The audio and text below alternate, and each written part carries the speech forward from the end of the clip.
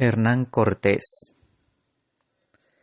Nacido en 1485 en Medellín, cerca de Mérida, Extremadura, Castilla, España. Falleció el 2 de diciembre de 1547 en Castilleja de Cuesta, cerca de Sevilla. Fue un conquistador español que derrocó al Imperio Azteca en 1519 y 1521 y ganó México por la corona española.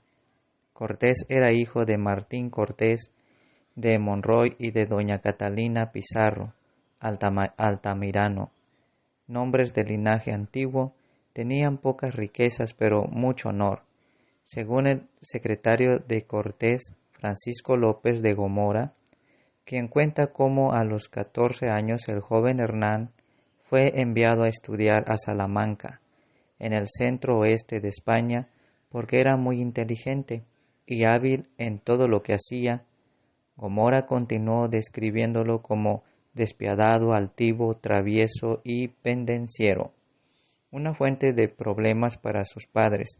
Ciertamente era muy dado a las mujeres, frustrado por la vida provinciana y entusiasmado por las historias de las Indias que Colón acababa de descubrir. Partió hacia el puerto de las costas este de Valencia con la idea de servir en las guerras italianas, pero en cambio vagó ociosamente durante casi un año. Claramente los puertos del sur de España, con barcos que llegaban llenos de riqueza, el color de las Indias, resultaron ser un mayor atractivo. Finalmente zarpó hacia la isla Hispaniola, ahora Santo Domingo, en 1504. En la época de la España se convirtió en agricultor notorio de un ayuntamiento durante los primeros 6 años. Más o menos parece que se contentó con establecer su posición. Contrajo sífilis y como resultado se perdió las desafortunadas expediciones de Diego de Nicuosa y Alonso de Ojeda, que zarparon hacia el continente sudamericano en 1509. En 1511 se había recuperado y navegó con Diego Velázquez, conquista Cuba. Allí Velázquez fue nombrado gobernador y Cortés secretario del tesorero. Cortés recibió un repartimiento, donación de tierras y esclavos indígenas, y la primera casa en la nueva capital de Santiago ahora estaba en una posición de cierto poder y era el hombre al que los elementos disidentes de la colonia comenzaron a recurrir en busca de liderazgo. Cortés fue elegido 2 veces alcalde de la ciudad de Santiago y era un hombre que en todo lo que hacía, en su presencia, porte, conversación, modo de comer y vestir, daba señales de ser un gran señor. Por lo tanto, fue a Cortés a quien Velázquez se dirigió cuando, después de haber recibido noticias del progreso de los esfuerzos de Juan de Grijalva para establecer una, en cuanto Velázquez se alejó de la colonia en tierra firme, se decidió enviarle ayuda. En octubre de 1518 se firmó un acuerdo que nombraba a Cortés capitán general de una nueva expedición. La experiencia de la agitada política del Nuevo Mundo le aconsejó a Cortés actuar con rapidez antes de que Velázquez cambiara de opinión.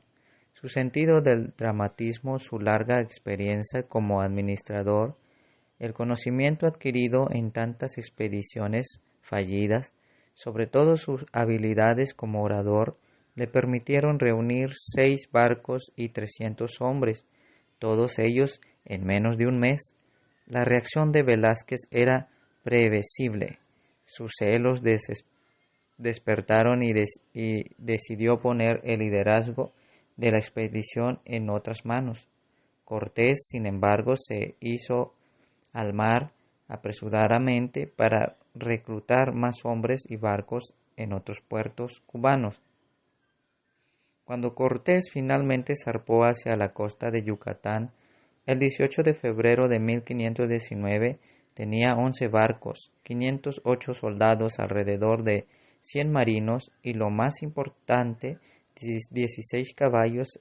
En marzo de 1519 desembarcó en Tabasco, donde permaneció un tiempo para obtener información de los indios locales. Los convenció y recibió regalos de ellos, incluso 20 mujeres, una de las cuales Malinche. Se convirtió en su amante e intérprete y le dio un hijo, Martín. Cortés navegó hacia otro lugar en la costa sureste de México y fundó Veracruz, principalmente para que sus soldados lo eligieran capitán, general y juez, jefe como ciudadanos, sacudiéndose así la autoridad de Velázquez en tierra firme. Cortés hizo lo que ningún otro líder de expedición había hecho: ejercitó y disciplinó a su ejército, funcionándolo en una fuerza cohesionada, pero la máxima expresión de su determinación de lidiar con el descontento ocurrió cuando hundió sus barcos. Con esa única acción, él y toda su fuerza se comprometieron a sobrevivir por medio de la conquista. Partió Cortés entonces hacia el interior de México, recorriendo a veces la fuerza, a veces la amistad con los pueblos indígenas locales, pero siempre teniendo cuidado de mantener los conflictos con ellos al mínimo. La clave de la conquista posteriores de Cortés residía en la crisis política dentro del imperio azteca. Los aztecas eran amargamente resentidos por muchos de los pueblos sometidos que tenían que pagarles tributo. La capacidad de Cortés como lidiar no se hace más evidente en ningún otro lugar que en su rápida comprensión de la situación, comprensión que finalmente le proporcionaría más de 200,000 aliados indígenas. La nación de Tlaxcala, por ejemplo, que se encuentra en un estado de guerra crónica con Moctezuma II, gobernante del Imperio Azteca de México, se resistió a Cortés al principio, pero se convirtió en su aliado más fiel. Rechazó todas las amenazas y halagos de Moctezuma para mantenerle alejado. Tenochtitlán o México, la capital, reconstruida como Ciudad de México.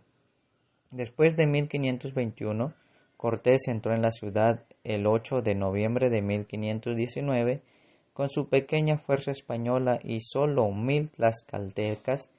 De acuerdo con las costumbres diplomáticas de México, Moctezuma lo recibió con gran honor.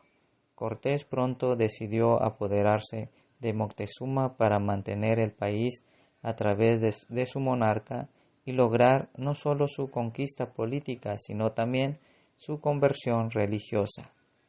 La política y la envidia españolas atormentarían a Cortés durante toda su meteórica carrera. Cortés pronto se enteró de la llegada de una fuerza española procedente de Cuba, liderada por Pánfilo Narváez, para privar a Cortés de su mando en un momento mediados de 1520, en que mantenía la capital azteca de Tenochtitlán con mucho más que la fuerza de su personalidad, dejando una guarnición en Tenochtitlan de 80 españoles y unos cientos de tlaxcaltecas comandados por su capitán más temerario, Pedro de Alvarado.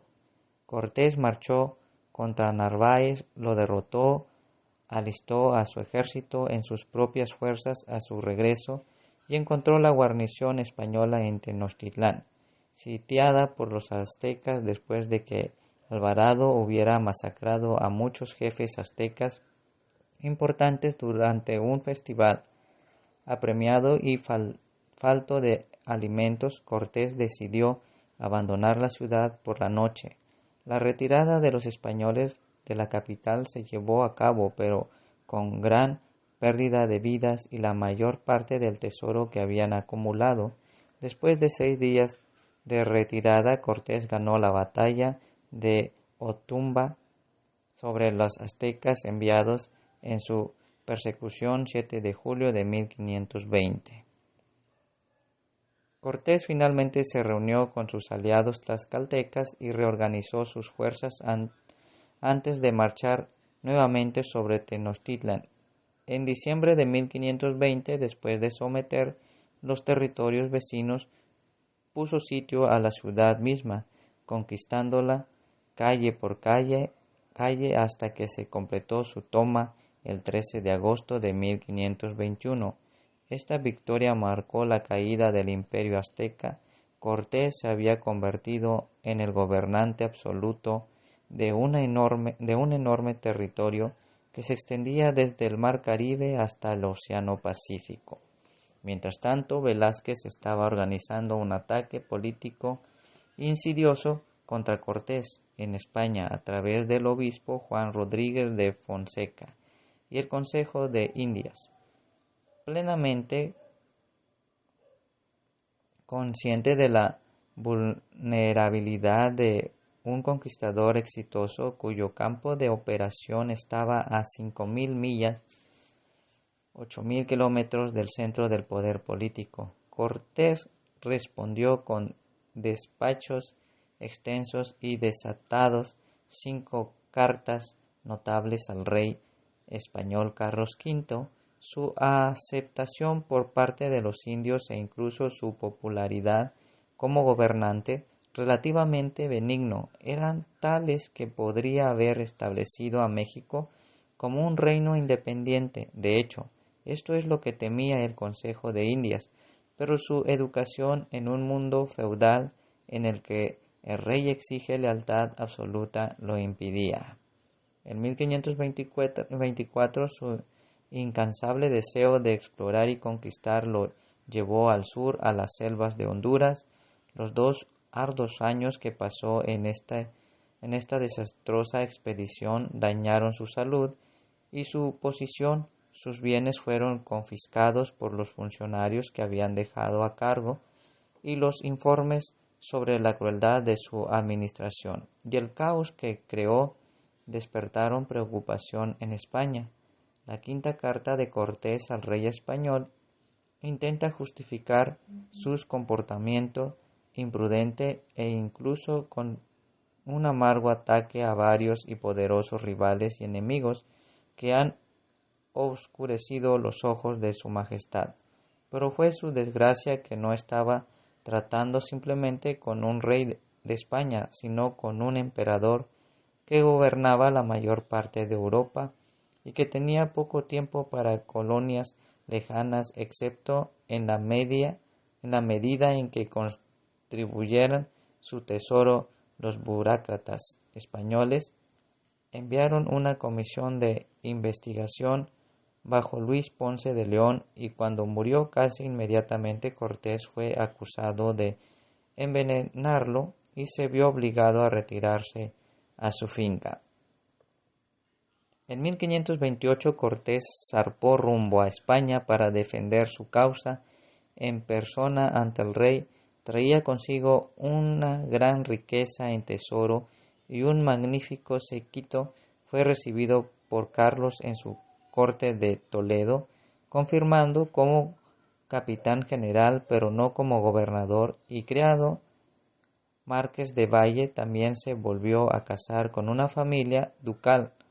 Regresó a España en 1530 para encontrar el país en un estado de anarquía y tantas ocasiones en su contra, incluso que había asesinado a su primera esposa, Catalina, que había muerto ese año, que después de reafirmar su posición y restablecer algún tipo de orden, se retiró a sus propiedades en Cuernavaca, a unos 300 millas, 48 kilómetros al sur de la Ciudad de México. Allí se concentró en la construcción de su palacio y en la exploración del Pacífico. Finalmente se nombró un virrey en 1540. Cortés regresó a España. Para entonces ya estaba completamente desilusionado de su vida. Se había vuelto miserable debido a los litigios. Todo lo demás es una decepción. Soy viejo, pobre y endeudado. Una y otra vez le he rogado a su majestad. Al final se le permitió regresar a México, pero murió antes de llegar siquiera a Sevilla.